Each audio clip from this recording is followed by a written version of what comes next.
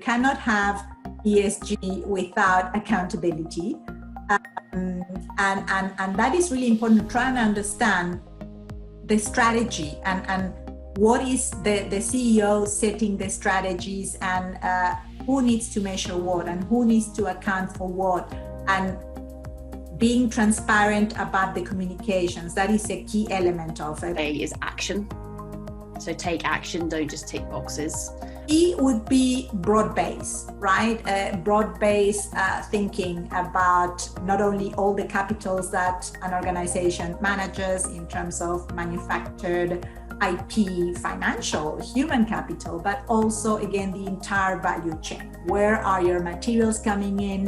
What are you producing? What are you affecting? What is the outcome of you operating in the world, which is what is the long-term impact? So that's my B. In terms of the B, being broad-minded.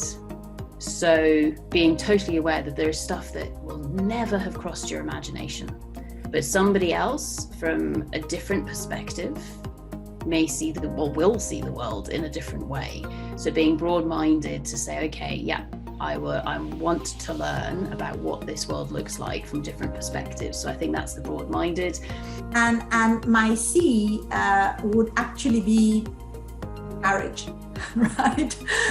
So you mentioned earlier how it is important for ourselves to be introspective and perhaps have the courage to say, well, I know we're doing all of this, but this may not be popular, and this is a risk that we need to look at, and let's not brush it under the table.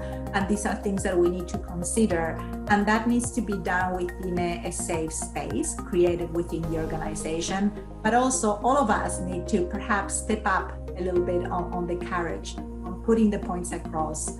And we need to nurture that. And then C, courage is a great one. I'm going to go with conscience. And so actually, what are we doing here? And exactly as we were mentioning earlier on, the conscience of the organisation. Are we doing the right thing? Or have we got problems?